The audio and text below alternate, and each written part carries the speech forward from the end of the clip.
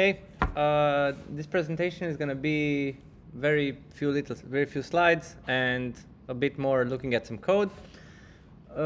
It's basically the journey that we took to handle errors on a React Native mobile app. I'm Horia. I work as an engineering manager at Espresso, and I have much more experience with React than with React Native, but I said, what can go wrong? It's React as well.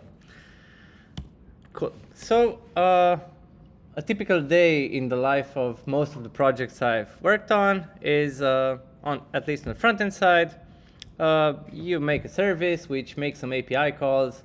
You have a use effect to load the data. You have various click handlers in which you call other APIs, and then if it works, you navigate to something else. And usually error handling, what we do is we have a generic error handler which just shows a red toast to the user, like something went wrong. Like, okay, try again later.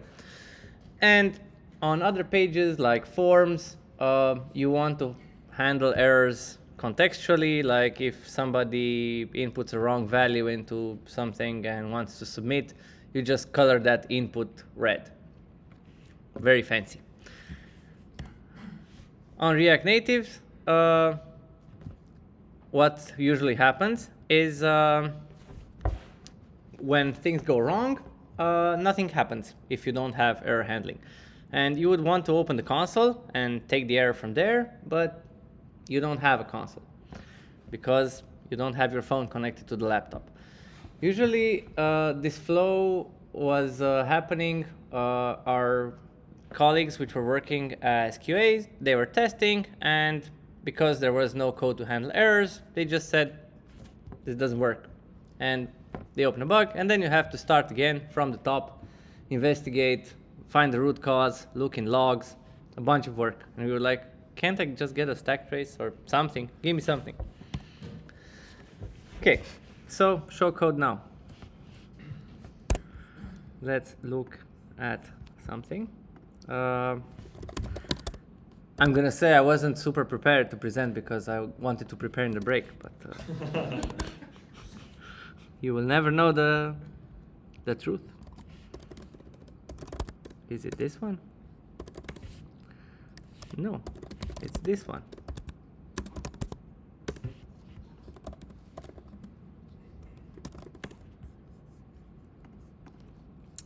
In order to showcase this, I've created a very small app, and we're going to have a mock server, which we're going to start now. But it's not a React Native app, right? No, it's a React app. I didn't want to get complicated with phones and stuff, but for the purpose of this, it's the same. So it's just a to-do list app. You can write here whatever you want. You add it, and it's put here.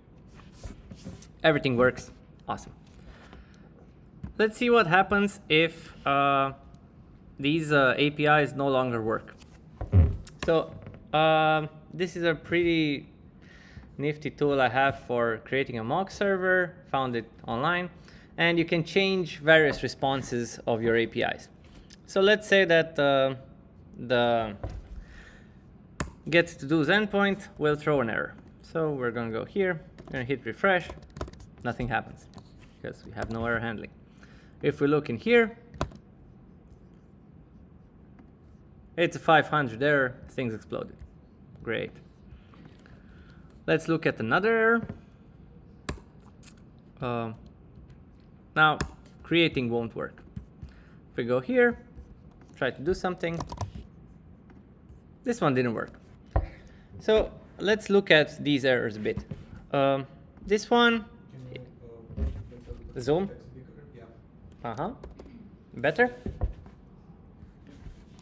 Yeah, let me know if I can't see anything or something like that, just shout out. So let's assume that on the backend side, we've discussed the front-end people with the backend people, and we are aligned on how errors should look. And this is the super generic error, like something went wrong, 500, things exploded.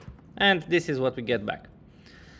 And this is how let's say, normal, like specific error, like the title is not okay. This is how it would look. Every error object has a code and a message. The code is important here. Okay, so let's see how we can handle these errors. How would we want to do it? Ideally, we would want to handle these type of errors, these generic errors, in a simple way. Just write one handler, ideally call it once, and then we're done. And this one should be the big red flashy thing. This one, we know that this is something that we need to handle inside the component where we create to-dos, so we would want to color this thing with red. Cool. How do we do that? We can either write it ourselves, or we can look at some code which I've already written. So I don't think it's super interesting to look at me type stuff, so we're gonna copy paste some stuff. But the first thing that we tried to apply was error boundaries. They are a feature that React has. You can create error boundaries. You basically write a component, you wrap your application inside it like this, and it catches all errors. Awesome. If you read the documentation carefully, you will see that these do not catch errors inside event handlers. And let's look a bit at our React code. I'm just going to close everything in here. The to-dos component, as promised, just has an effect, gets to-dos and sets them. And it displays them in here with a lot of code which we don't really care about. Map over them, display them. And the create to-do, it has a on-click handler which makes the API call to create it and navigates back to the list.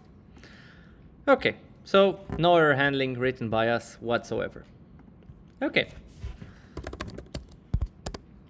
Let's look at how would we use this error boundary. So I've created an error boundary component, which copy-pasted from this one. And I was very happy and proud. And I've used it here. Just wrap your application inside an error boundary. Great. Now we go here, no error boundary, nothing happens. What's going on? Let's add a to-do.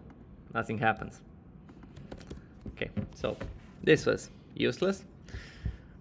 I was curious if this actually does something, and I think if I would do something like this here. Now it works. Something went wrong. So this is what I'm writing in my fancy error boundary. So the documentation that you can find on the React website is correct. Error boundaries work, but they do not catch things in event handlers. So great. Useless. Let's move on. Since we are doing requests with a library, usually libraries allow you to put interceptors on them. We are using Axios, so we will put Axios interceptors. For those who are not familiar with what they are, it's basically pieces of code that can be executed either before a request is made or immediately after a response is received, but before the place where you are actually making the call from. Let's show this in action. So we undo everything in here. We have, this is the file where the API requests are made, and interceptors are just things like this. So before a response is received, I'm going to log the response. And this is the interceptor for errors. We will add a generic error handler, that thing which toasts with red. We will see it in a moment. And what does it do? Well, you look if the error is what we've discussed together with our friends from the backend side, but I'm going to show them here so that I don't just run around between them. So we have said that our generic error from the API looks like this. The code is generic error. So people promised that this is how 500 errors will appear. Okay, we're going to handle these errors by toasting a red fail message. And in the create to do application component, we now wrap our code inside the try catch, and we look if the error is invalid title. We will color the input with red. If maybe I'm gonna try to, I'm still experimenting with the best way to showcase what I'm trying to do. So I'm also gonna show a diff of two things. Maybe it's easier to see exactly what we did. So like this. So this is what we had before. Just happy path coding, and this is robust error handling coding. The interceptors that we've added, and again, robust error handling. Top notch. Yes. Let's make the API work. Everything is good. Everything is working. Excellent. Now let's make it not work. So let's say the listing of to-dos is not working. Okay, I promised you that it will be red. It's white. That's exactly how I wanted it to be. But it writes fail there, so it's okay. Let's see what happens if the input thing is not working. This one is red, exactly as planned. So we have two ways of handling two different types of errors. We should be pretty happy. Of course, we're not. What do we like about it? We like the fact that we've written the error handler in a single place. It's here. Oops. We like the fact that we do not care about any other type of errors, only about the error that we've discussed, the generic error. That's also good. What do we don't like? Well, let me show you something in here. Let's look in the console. Okay, we see this bad request. Okay, let's look at this part. So if we look at this type of error, this is one which is not caught by a try catch. It's just handled in the interceptor. This one keeps popping up in here in the console like an unhandled error, and this can bug us a bit. And let's see what will happen now if I'm on the add to do page. Let me close a bit some of these tabs. And one thing which happens pretty often is now we have a new error thrown by the API which we didn't know about. So it just appeared. This new error is this one. The title is already taken, but we didn't know about it. Our colleague just added it and we're like, okay, cool. Let's see. Now, if I click on this, the API failed with this new error, which I've just showed you, but nothing happens. This is not red, no fail, nothing, silence. This is another one of those scenarios where button doesn't work, and you have to figure it out, and you have nothing with which to figure it out with. Okay, let's see what we can do. First, we said, okay, let's tackle these errors in the console that keep popping up here. What can we do about it? This was actually not my brightest moments when I tried to handle this error, but I'm going to show it just because maybe you can laugh at me. So I went here and I was like, what if this one will no longer reject the error handler in the interceptor? Even if the API fails, let's stop rejecting. Awesome.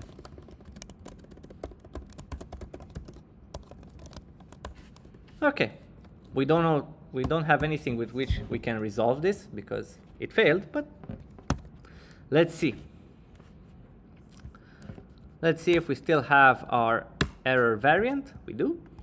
And let's see. Okay, another fail and another error in the console. Cannot read properties of undefined, reading data from get to do's. This is in here. The problematic code is in this method where we are trying to read response.data. Well, we just made the interceptor lie and say that the request worked, so that means, like how programming works, the next line will be executed. This code will no longer stop because there's no error. So we will try to do this, which won't work because there is no response in there. So clearly this had no hope of working. I've abandoned the quest of trying to fix those errors in the console and tried to tackle something else. The problem with those new errors which appear on the API and we see nothing inside our browser. In order to do this, I figured out, okay, let's see what we can do. We can try to make the interceptor know about all the errors that we can handle, because the interceptor is the thing that is executed first. Awesome.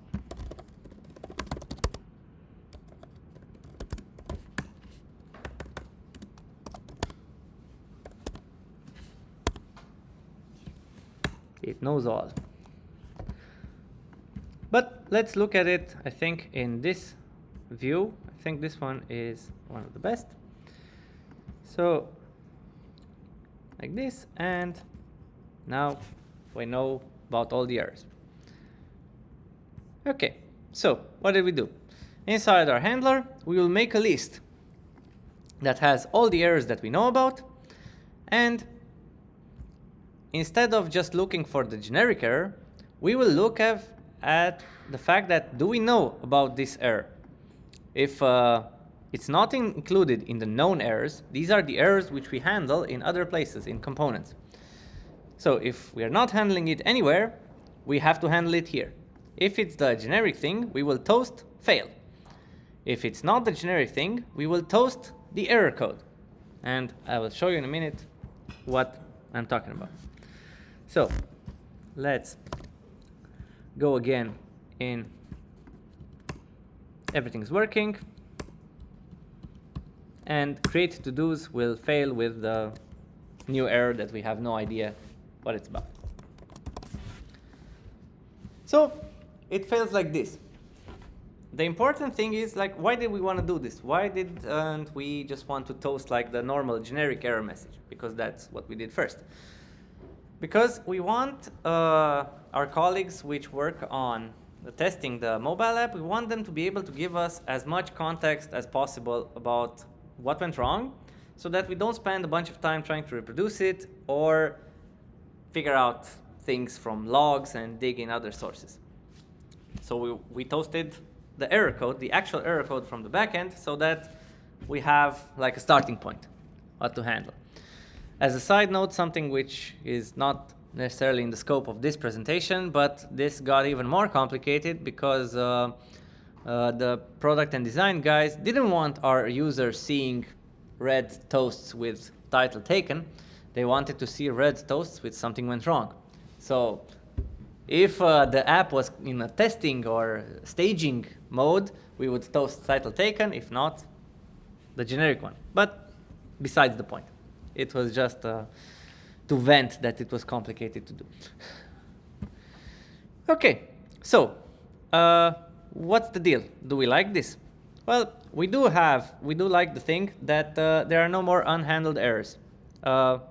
Everything is cool, nothing is silent, but we have to write things in two places. We have to maintain both this list and we have to handle them concretely in various places. So when a new error handler here will be like, for example, for title taken, I want to draw a unicorn on the screen, I would have to write that code here and then go here and go yet another error I'm going to handle. What else we can do? Well, another approach we can take is to do explicit error handling. What does that mean? That means to drop the interceptors altogether.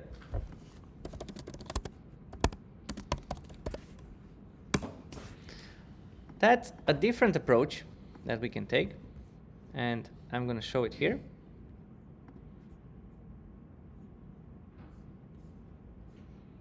So now, yes. So now, instead of the interceptors are completely gone, where can I show that?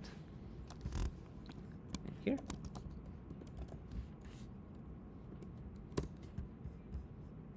Yes, so now there are no more interceptors, nothing. But what we have to do is every time we handle errors, we are responsible for calling this error handler if we are not handling it in a different way. The thing is, where before in this place where we were just listing the to-dos and we had no specific error handling mechanism requirement whatsoever, and we could totally omit this, now we have to write it, because if we don't write it, no red toast appears. Let's see what happens in this case. So let's put everything to work. Oops, sorry. Can add something. Cool. Everything works fine. And let's make things not work.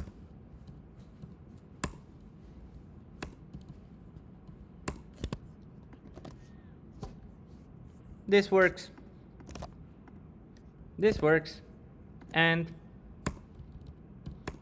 spoiler, this works as well. So there's another advantage for this. If I go on this part here, now there are no more unhandled errors in here. So you will not see that warning of unhandled errors, so on and so forth.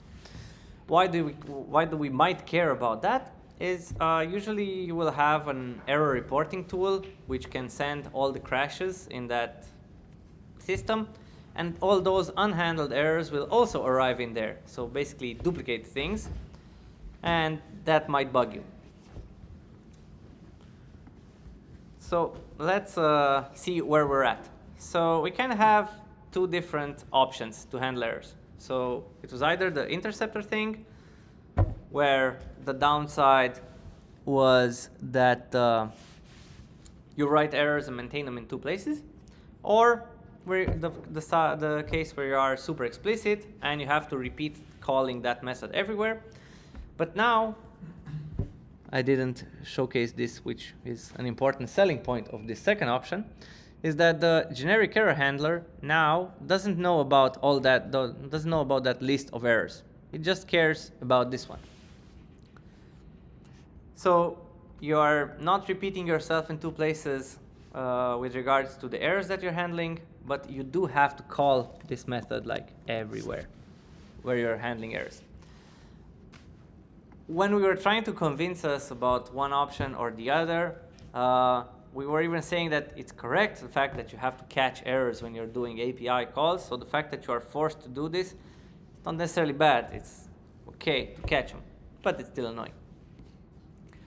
In the end, at least for now, we're sticking with this, the last option that I showed you, to just call this everywhere and have no unhandled errors. But I can't really promise that this is the end of the journey. We're also thinking about the previous one and maybe switching. I'm very curious, either now, if anybody has thoughts, or afterwards when we're hanging out, if any of you ran into similar issues and what approaches you took. One easier idea would be to call the catch in the get to lose. Good idea. Good thought. Easier to maintain the API file below instead of 7,000. Yes, and you would apply the same thing to create to do, right? Yes, but then we arrive at one small problem. the actual handling of the error of create to do to color the input with red has to happen in the component. So I need in the component to know that this thing didn't work. There are a couple of other approaches that we've tried, which didn't make it in this presentation. And the other one of them was something like this. This will not be code that works, but bear with me.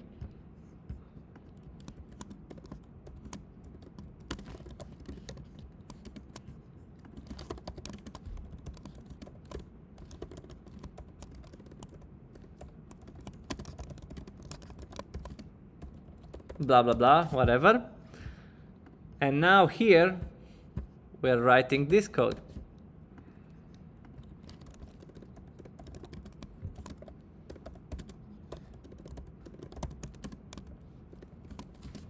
And if, okay, blah, blah, this, else, this. So we were super excited about moving catch and all the errors in here, and it was working for the things where we actually didn't care in the UI to handle, but it exploded in the places where we did care, and we had to propagate the fact that it didn't work all the way in here. You do have, this approach has the advantage that it's in the type system, so now the type definition of this create to do will be an object with OK and the result, so you are forced to handle this thing, and you cannot forget to write catch, because maybe one thing which wasn't completely obvious was nobody will warn you that you forgot to catch it. Like, everything's okay, because happy path, and then it explodes. So have you thought about using Redux for that? Because Redux is a very powerful state handling machine, and you could create a reducer with different states, success, error message, whatever. And inside your actions, you could enforce like Redux Sync and have different states, pending, successful, and error. And depending on that, you just combine it with your components. Short answer, yes, but a bit more complicated. There's yet another layer of this thing. Our application uses MobX, not Redux, but yes, and we had a store for errors, and we would put errors in the store, and everything was fine. This was actually the first point where was like, we have to do something about this. We were putting errors in the store, but when you navigate between screens, the state of the application is still there. And you would be like, we're writing this add to do. The thing is colored. This is a bad, I'm going to show you like this, sorry. So let's do like this. So we do this, the input is colored, great. Let's say now we move to a new screen, and then we come back here. If nobody clears the error store, the error is still there. But like you have to manually clean the errors if you put them in the state. And this is what was one thing that we didn't like, was the fact that now we have to keep track of that. And usually, and there's an entire debate whether you should put something in the store or not. It depends on if multiple screens care about it or not. Like, for example, the fact that this thing is not okay, nobody else in the application cares about it at all, so maybe it shouldn't be in the store. But maybe you want to have everything in the same way, and you just put it because it's easy to put it in the store.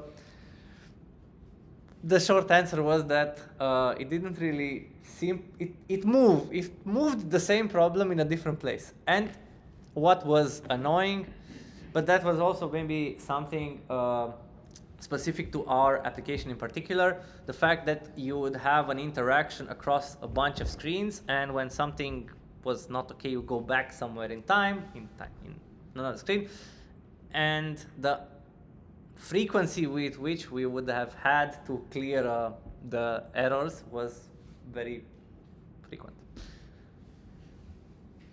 So we ended up not doing that. So for clearing, you could just have a listener on the routing and just trigger another action that is responsible for clearing all the errors.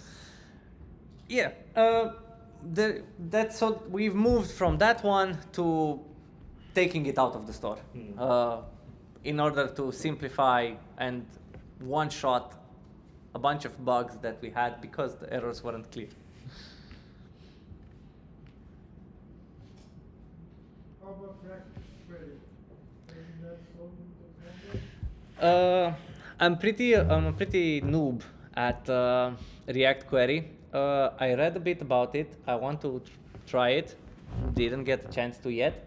But from what I briefly looked at, it very elegantly solves these errors. Like these, which occur during querying. There are others in event handlers which I don't know exactly what it does there, but it might have something. Unfortunately, most likely adding React query would mean removing MobX for our project, because I think it's a bit overkill, right, to have state management. For part of your state, yes. Yeah, okay. So it's on the roadmap, so to say. Did you have experience with it? I have little experience, but I was thinking because React query gives you success, it gives you errors, gives you loading everything. Mm-hmm. So I was thinking maybe it would help. But not really. You mentioned to have like a formula, like with, I don't know, a lot of fields, and you have a specific error for each field. It wouldn't say that. It just says error or is progress. I think in somewhere around this place would be where we would need to use it. So you would, for the on-click thingy, you would have this mutation, and we would have to do this. One thing which I have no idea what happens is what is the result of calling this method. We can't see, make it bigger. What is the result of calling this if this fails? Because most likely the code that I will want to write. Oh my God. This was not a good idea. I was curious, I wanted to write some code in here, but no, not working like that. But so basically what we would have is something like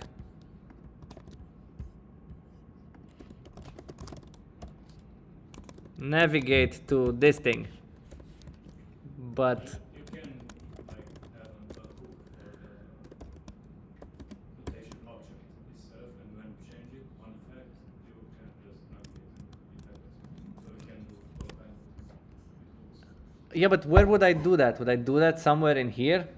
Yeah, so for example, you can have it on effect, and you can listen for changes to the notation. Ah, Yeah, but probably you should be able to send a callback to the mutate method, and then there's just the success callback, and then the error is handled on the other path. That's basically. also like, yeah, for on notation, on mutate, you can have success and error callbacks.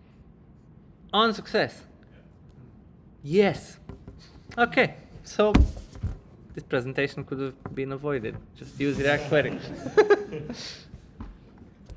I'm writing this down. This is really useful. So this one looks like it solves it. But yeah, you have to remove, I think, a bunch of the complexity of MobX, because otherwise you would have React queries which cache data and mutations with which we invalidate them, those queries, and then also take care of the state where you've put all the results of all those queries. But yeah, thanks a lot for this tip. Any other ideas? Because questions. I was the one which wanted to put a question and invented a presentation for the opportunity. Well, if not, thanks a lot. I have my homework. It's been a pleasure. And that was it.